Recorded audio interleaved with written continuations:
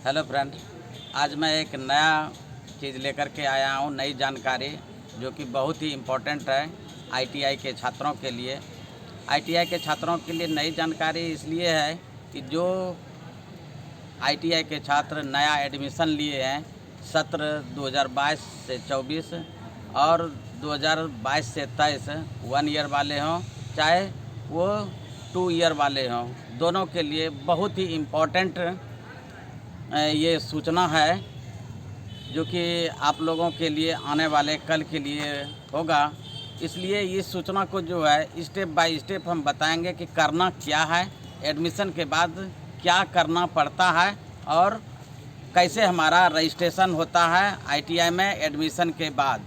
आप लोगों का क्लास भी चालू हो गया है और क्लास चालू होने के बाद जो है इसी बीच में आएगा आपका रजिस्ट्रेशन करने के लिए। तो रजिस्ट्रेशन आईटीआई में जो एडमिटेड बच्चे हैं उनको खुद ब खुद अपने मोबाइल से रजिस्ट्रेशन करना पड़ता है। तो उसी के बारे में मैं स्टेप बाय स्टेप बताने जा रहा हूँ। इसको शुरू से लेकर के अंत तक ध्यानपूर्वक देखेंगे तो आपको सभी समझ में आएगा। शुरू से मैं बता रहा हूँ कि कैसे क्या होता है। जो बच्चे नए आए हैं हमारे YouTube पर, हमारे चैनल को सब्सक्राइब लाइक ज़रूर करेंगे और कमेंट भी करेंगे। जो हमसे मान लिया कि गलतियां होती है तो उसमें सुधार भी होता है, तो इसलिए लाइक और कमेंट ज़रूर करेंगे, सब्सक्राइब भी करेंगे।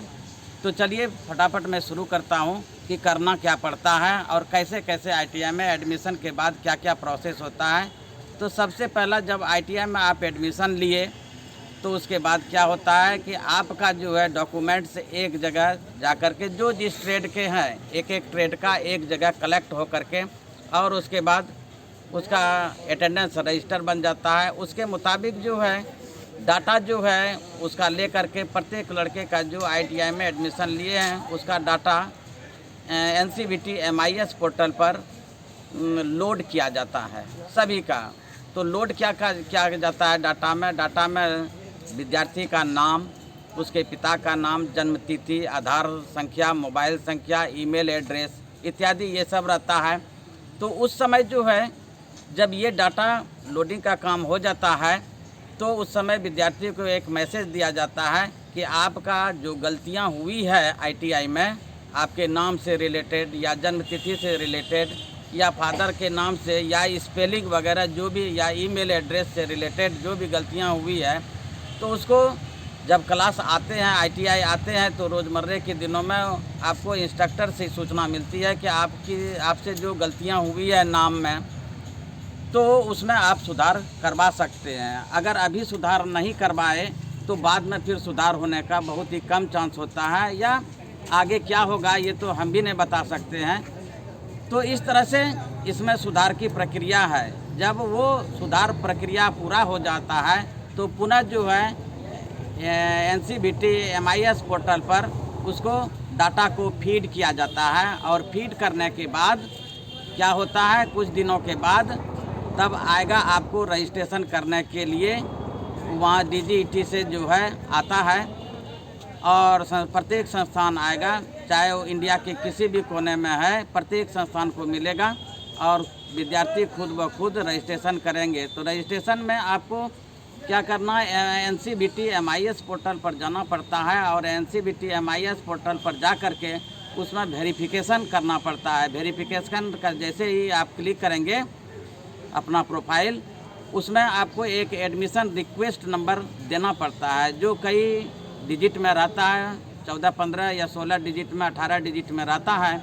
वो आपको इंस्ट्रक्टर जो जिस ट्रेड के इंस्ट्रक्टर हैं वो प्रोवाइड करेंगे आपको और उससे जो है महज 30 सेकंड आपको मिलता है टाइम और वो आपको एक OTP आएगा आपके मोबाइल पर और इस तरह से मोबाइल पर OTP दे करके सेंड कर देंगे तो आपका रजिस्ट्रेशन सक्सेसफुली लिखा हुआ आ जाता है। अगर सक्सेसफुली आ जाता है तो समझिए कि आपका रजिस्ट्रेशन हो गया। उसके बाद क्या होता है कि अगर मान लिया कोई बच्चा 30 सेकंड के अंदर OTP उसमें फीड नहीं कर पाया तो वैसे केस में क्या होता है कि उसको 3 बार टाइम दिया जाता है, मैक्सिमम 3 बार। फर्स्ट, सेकंड और थर्ड। मान लिया फर्स्ट बार में चूक गए कि 30 सेकंड के अंदर अगर OTP नहीं दे सके तो दूसरी बार करेंगे, तीसरी बार में सफलता मिल ही जाती है। अब 3 बार के बाद अगर OTP आपका सेंड नहीं ले रहा है तो वैसे केस में आपको ऑफिस के डाटा ऑपरेटर से संपर्क करके अपना ये रजिस्ट्रेशन करना पड़ता है। नहीं करने पर आपका ये इस संस्थान में नाम यहाँ से नाम हटा दिया जाता है। दूसरी बात है कि DGT भी उसको एक्सेप्ट नहीं करता है। उस समय फॉर्म भरने में दिक्कत होती है कि जब तक रजिस्ट्रेशन नहीं होगा तब तक आप इस ITI के छात्र नहीं हैं। तो इतना प्रोसेस है और प्रोसेस को शुरू से लेकर के अंत तक ध्यान से आप सुनेंगे तो आपको सब समझ में आएगा कि ITI में नामांकन के बाद रजिस्ट्रेशन कैसे किया जाता है।